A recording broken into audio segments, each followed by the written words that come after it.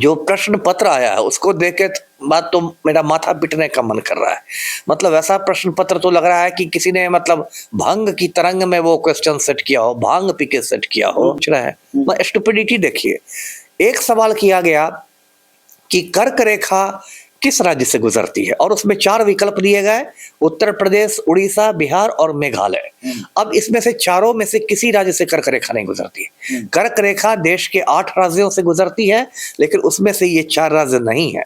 Cancel तो नहीं होना था, इसलिए देखिए 3-3 बार तो लाठियां चली हैं इन पर। आपको 6 दिसंबर को लाठी एक दिन चली, उसके बाद 25 दिसंबर को क्रिसमस के दिन लाठियां चली, फिर 29 दिसंबर को लाठी चार्ज हुआ। बताइए, कोई गुंडे मवाली हैं? ये बिहार का भविष्य है, प्रदेश का भविष्य है, और उन पर पुलिस लाठियां चला रही है, वाटर कैनन चला रही है। कितनों के हाथ पैर टूट गए हैं। नमस्कार, मैं रंजीत कुमार, आप देख रहे हैं द इंक। बिहार में जो स्टूडेंट ने सत्याग्रह स्टार्ट किया था अभी भी कंटिन्यू है, लेकिन री एग्जाम 22 सेंटरों पे हो गई है। आज इसी मुद्दे पे हम बात करेंगे और हमारे साथ आईपीएस अधिकारी अमिताभ दास सर हैं। सर, द इंक में स्वागत है। जी, बहुत धन्यवाद आपका। सर, जो अटकलें थी कि आयोग री एग्जामिनेशन करेगी और जो एग्जाम 4 तारीख को होने वाला था वो कैंसिल हो जाएगा, लेकिन ऐसा हुआ नहीं। क्या कहेंगे इस पर? ये कैंसिल तो नहीं होना था, क्योंकि जो हमारे मुख्यमंत्री हैं वो बिल्कुल माफिया की जेब में है जी, और शिक्षा माफिया की भी जेब में है। और मुख्यमंत्री को, पलटू राम को आदेश है शिक्षा माफिया का कि ये सब कुछ कैंसिल नहीं करना है। तो कैंसिल तो नहीं होना था, इसलिए देखिए 3-3 बार तो लाठियां चली हैं इन पर। जी, आपको 6 दिसंबर को लाठी एक दिन चली, उसके बाद 25 दिसंबर को क्रिसमस के दिन लाठियां चली, फिर 29 दिसंबर को लाठी चार्ज हुआ। बताइए, कोई गुंडे मवाली हैं? ये बिहार का भविष्य है, प्रदेश का भविष्य है, और उन पर पुलिस लाठियां चला रही है, वाटर कैनन चला रही है। कितनों के हाथ पैर टूट गए हैं। जी। तो ये तो बिल्कुल दमन चक्र चल रहा है। और कल तो जो प्रश्न पत्र आया है उसको देख के बात तो मेरा माथा पीटने का मन कर रहा है। मतलब ऐसा प्रश्न पत्र तो लग रहा है कि किसी ने मतलब भांग की तरंग में वो क्वेश्चन सेट किया हो, भांग पी के सेट किया हो। बी के स्तर से भी नीचे। हाँ, तो EFGH पता नहीं कौन ग्रुप का बताया। अब मैं दर्शकों को बताता हूँ, कुछ तो सवाल बिल्कुल बचकाने हैं। एक सवाल है कि चंपारण सत्याग्रह किसने किया था? जी। बताइए, लगता है कि क्लास 2 के बच्चे का है। एक सवाल है कि बिहार के का कौन जिला लीची के लिए मशहूर है? ये लगता है क्लास 1 के बच्चे का सवाल है। तो ये क्या आपने मजाक लगा रखा है? कुछ तो आप इसका स्तर बना के, राइटर के नाम पे भी कुछ। हाँ, और कुछ सवाल तो बिल्कुल गलत है। जैसे एक सवाल पूछा गया है कि 2023 की जनगणना के मुताबिक किस प्रदेश में साक्षरता दर सबसे ज्यादा है? अब 2023 में कोई जनगणना हुई ही नहीं। लास्ट जनगणना हुई थी 2011 में, उसके बाद 10 साल बाद होनी थी 2021 में, लेकिन कोविड महामारी की वजह से नहीं हुई। तो 2023 में तो कोई जनगणना हुई ही नहीं। अब हो सकता है मनु भाई जो चेयरमैन है उन्होंने कोई जनगणना करा ली हो, लेकिन ऐसे कोई जनगणना नहीं हुई। अब आप उसके आधार पर आप साक्षरता दर पूछ। अब ये जो स्कूल का बच्चा ने यदि भूगोल की पढ़ाई ईमानदारी से की है तो वो जानता है। तो ये कर्क रेखा वाला मामला हो गया। एक सवाल किया गया कि भाई तारीखी फिरोजशाही जो किताब है उसे किसने लिखा है? अब उसको लिखने वाले हैं जियाउद्दीन बर्नी, लेकिन वो जो 4 विकल्प है उसमें से कहीं जियाउद्दीन बर्नी नहीं है। तो ऐसी फजीहत हुई, और अब जब फजीहत हुई तब BPSC स्पष्टीकरण दे रही है कि ये 2-3 सवालों को हम अलग कर देंगे, मतलब इन पर मार्किंग नहीं होगी। ये पहले से क्यों नहीं लोग? नहीं, ये स्थिति आई क्यों? हाँ। एक तो आप पुनर्परीक्षा ले रहे हैं, आपका इतना झोल झाल हो गया, पूरे हिंदुस्तान में आपकी नाक कट गई, पेपर लीक का हल्ला हो रहा है। उस पर जो आप सवाल ये कर रहे हैं वो मतलब उसमें आपको कह रहे हैं कि इतना में जिसमें एक नंबर से लोगों का छूटता है, जुड़ता है, उसमें आप कहिएगा कि 3-4 पर हम मार्किंग नहीं करेंगे। ये क्या है? और ये तो मतलब मनु भाई परमार हैं, ये सबको नॉन सीरियस है, वो नॉन सीरियस है, वो नॉन सीरियस है, बच्चे नॉन सीरियस है, वो नॉन सीरियस है। अरे आप कौन सीरियस है? इससे तो लग रहा है आप तो सबसे बड़े नॉन सीरियस हैं जो ऐसे बेवकूफी भरे सवाल है ना आप कर रहे हैं। कम से कम चेयरमैन को तो एक बार ये सवाल देख लेना चाहिए था कि क्या क्या सवाल जा रहा है, और यदि कहीं उनको संदेह होता तो उसको आप वेरीफाई कर लेते। तो ये सब आ रहे हैं, मतलब मजाक बन गया है। अभी मैं देख रहा था गांधी मैदान में बच्चों का वीडियो, कोई बच्चा बोल रहा था कि अब BPSC सवाल पूछेगी मूछ दाढ़ी किसे होती है, विकल्प में रहेगा पुरुष, महिला, अब लगाते रहिए टिक।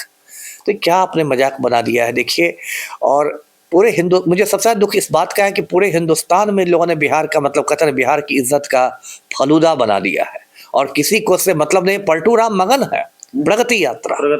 ये कौन सी यात्रा? आप सरकारी खर्च पर पिकनिक मना रहे हैं, है ना? सरकार जो आधे अधूरे पुल हैं उसको पेंट कर करके लोकल प्रशासन एकदम दिखा रहा है कि तो बन गया, ये बन गया। ये क्या है, किसको आप ठग रहे हैं, किसको चुना लगा रहे हैं? और उनका एक आधिकारिक बयान नहीं आया है इस बीपीएससी की परीक्षा पर, एक आधिकारिक बयान नहीं आया है। बच्चों में इतना फ्रस्ट्रेशन है, एक सोनू कुमार नाम के बच्चे ने आत्महत्या कर ली, खुदकशी कर ली, बाकी बच्चे भी फ्रस्ट्रेशन में हैं। अब बताइए, इतनी ठंड है, अभी शीतलहरी है, मतलब ऐसे मौसम में बच्चे खुले आसमान में गांधी मैदान में हैं, वो कितने बच्चे बीमार पड़ जाएंगे। अब पलटू प्रगति यात्रा, हमने तो बिहार बदल दिया। अपने मुंह में मिट्ठू, कौन आपने बिहार बदला है? अब तक संजीव मुखिया की गिरफ्तारी नहीं हुई है, जो पेपर लीक माफिया का सूत्रधार है। ये क्या मजाक है? जो कुछ हो रहा है बहुत दुर्भाग्यपूर्ण है जी। सर, आप आईएएस अधिकारी हैं और इस तरह के सवाल बीपीएससी में पूछे जा रहे हैं। ऐसे भी बिहार का नाम बाहर में कुछ हद तक सही हुआ था, लेकिन अब फिर से धूमिल हो गया। जिस तरह से सवाल पूछे गए हैं, क्या लगता है आपको कि आने वाले समय में एग्जाम कैंसिल होगा? अब तो देखिए, एक ही उम्मीद बच गई है ना। अब तो उम्मीद जो है वो न्यायपालिका से है, अदालत से है, क्योंकि अब तो बीपीएससी जो बिहार के शब्दों में कहे तो थेथर साबित हुआ। उसने कुछ सुनने से मना कर दिया। वो कहते रहे कि बच्चे उदंड है, उपद्रवी है, उदंड है। तो उन्होंने तो, परमार साहब तो लगता है एकदम बच्चों को के पीछे ही पड़ गए। पलटू राव तो कान में तेल डाल के, आंख पर पट्टी बांध के, मुंह में दही जमा के घूम रहे हैं, प्रगति यात्रा। कोई कुछ नहीं करा। अब जो भी यदि थोड़ी भी यदि किरण बची है उम्मीद की, तो वो अदालत से है, न्यायपालिका से है कि मामला पटना हाईकोर्ट में आज ना कल जाएगा ही। तैयारियां चल ही रही है याचिका की। तो हो सकता है पटना हाईकोर्ट अप्रैल में, जो ये लोग कह रहे हैं कि मुख्य परीक्षा ले लेंगे, हो सकता है अप्रैल के पहले परीक्षा फल पर स्टे लगा दे, स्थगन लगा दे। क्या लगता है कि इस आंदोलन का कहीं न कहीं राजनीतिकरण तो नहीं हो गया? वो तो हुआ ही है, कहीं ना कहीं बहुत प्रेम से राजनीतिकरण हुआ है। अब देखिए, छोटी बात मैं बताता, पप्पू यादव और प्रशांत किशोर की ही रस्साकशी देखे जी। जब मुद्दे एक हैं तो दोनों को तो कंधे से कंधे मिला के लड़ना चाहिए था ना, क्योंकि ये तो बच्चे पूरे बिहार के हैं, पूरे बिहार का भविष्य है ना। कोई आपका पारिवारिक मामला थोड़ा ही है, लेकिन दोनों में लगा कि कुछ अहम का टकराव हो गया है कि हम बड़े 30 मार खान, तो हम बड़े 30 मार खान। वो उन पर छीटाकशी कर रहे हैं, वो उन पर छीटाकशी कर रहे हैं। शुरू में जो एक दिलीप कुमार छात्र नेता बहुत एक्टिव दिखाई देता था, वो पता नहीं कहाँ अंधेरे में चला गया, गुमनामी में। उसको लगता है कि एक सोची समझी साजिश के तहत हाशिए पर भेज दिया गया। बीच में 2-3 बहुत बड़े बड़े काबिल कोचिंग संचालक आए, कोई गुरु हैं, कोई गुरु घंटाल है, वो नारेबाजी करवा के फिर भूमिगत हो गए। तो राजनीति का तो शिकार हुआ ही है। देखिए, यही बात आपको 74 में भी हुई थी, जेपी आंदोलन में भी। जेपी जो खुद एक बीमार आदमी थे, किडनी भी फेल थी, बुजुर्ग आदमी थे, बहुत आदर्शवादी थे, वो आगे आए और बहुत बड़ा सपना उन्होंने देखा संपूर्ण क्रांति का। लेकिन उसमें भी ऐसे ही गलत लोगों ने हाईजैक कर लिया। सोचिए, ये पलटू और ये लालू उसी आंदोलन की उपज है। अब आंदोलन की उपज देख के समझ सकते हैं कि आंदोलन का इन्होंने क्या मतलब बना दिया, फजीहत कर दी। तो ये समस्या होती है कि कोई आंदोलन होता है। अभी भी मैं देख रहा हूँ गांधी मैदान में भी बहुत सारे लोग इसलिए कूद रहे हैं प्रशांत किशोर के सामने, इसलिए कूद रहे हैं, नाच रहे हैं। उनको लग रहा है कि हो सकता है मेरा विधायक का टिकट पक्का हो जाए। मतलब बच्चों के भविष्य से कोई मतलब नहीं है। वो अपनी गोटी लाल कर रहा है कि भाई नवंबर में हमको जन स्वराज पार्टी का टिकट मिल जाए, इसलिए प्रशांत किशोर के सामने उछल रहे हैं, नाच रहे हैं, गा रहे हैं, बजा रहे हैं। तो ये गलत बात हो रही है। सर, एक सवाल है, आप आईपीएस अधिकारी हैं, जिस तरह का भाषा का प्रयोग कर रहे हैं कि आईपीएस अधिकारी के साथ प्रशांत किशोर या पत्रकार के साथ कर रहे हैं, और वैनिटी वैन जो है उस पर सवाल हो रहा है, क्या कहेंगे आप? वैनिटी वैन तो देखिए, उन्होंने प्रशांत किशोर की बात मैंने सुनी, उन्होंने कोई बहुत गलत बात नहीं की। उन्होंने कहा कि देखिए, टॉयलेट की व्यवस्था नहीं है और मुझे तो टॉयलेट जाना ही है। अब मेरे पास विकल्प क्या है? अब खुले में शौच तो आप कर नहीं सकते। उन्होंने कहा कि यदि सरकार यहाँ टेम्पररी शौचालय बनवा दे तो मैं हटवा दूंगा गाड़ी को। वहां तक बात समझ में आती है, उस पर मुझे नहीं कुछ कहना है। हाँ, ये बात है कि कहीं ना कहीं प्रशांत किशोर जो है वो बहुत ऐसी बातें बोल लेते हैं जो लगता है कहीं ना कहीं उनका अहंकार बोल रहा है। वो सिटी एसपी को, फिर पत्रकार को जिस तरह से, हाँ बिल्कुल, या किसी को बोले कि कंबल मैंने ही ना दिया है। अरे आपने कंबल यदि दिया तो आप उसको जताएंगे, आप उसको छोटा दिखाएंगे। कंबल दिया तो दिया है ना। यदि आप किसी को कंबल देते हैं, उसको 100 बार बोलते हैं कंबल मैं नहीं दिया, तो ये तो सही नहीं माना जाएगा ना। तो कहीं ना कहीं मुझे लगता है कि प्रशांत किशोर में एक थोड़ा अहंकार आ गया है, जिस पर थोड़ा कंट्रोल करना चाहिए। मतलब जनतंत्र में ऐसा नहीं चलता है, आप राजतंत्र में नहीं काम कर रहे हैं। जी, बहुत बहुत धन्यवाद सर।